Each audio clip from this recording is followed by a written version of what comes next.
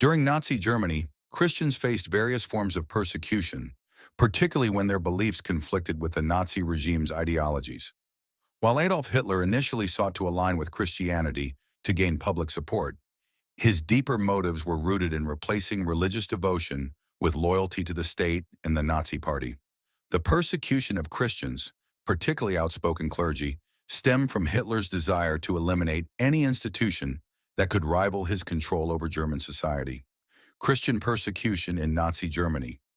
The Nazi regime sought to suppress Christian institutions that resisted its ideology.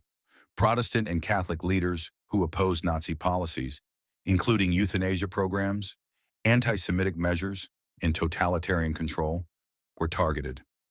The Confessing Church, a Protestant group, resisted Nazi interference in church affairs. Leaders like Dietrich Bonhoeffer were arrested and executed for opposing the regime.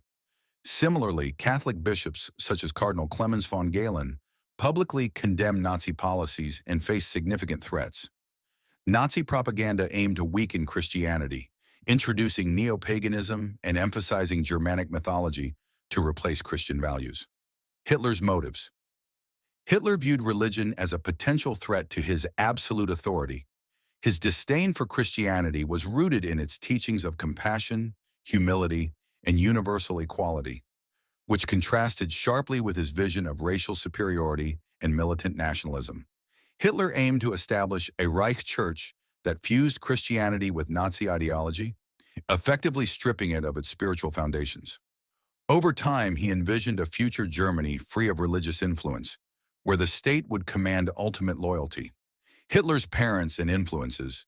Hitler's parents, Alois and Clara Hitler, were devout Catholics, but their faith seemed to have little lasting impact on their son.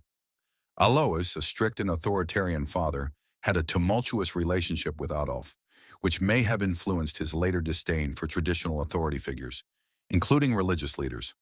Clara, in contrast, was deeply caring, but her early death left Hitler embittered.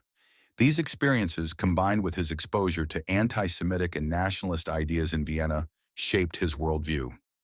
His hatred for religious institutions may also have stemmed from his rejection of moral constraints that impeded his ambitions. In summary, Christians in Nazi Germany faced persecution for resisting a regime that sought to supplant spiritual authority with political dominance. Hitler's motives were deeply tied to his desire for unchecked power, and his personal experiences likely fueled his antagonism toward religious institutions.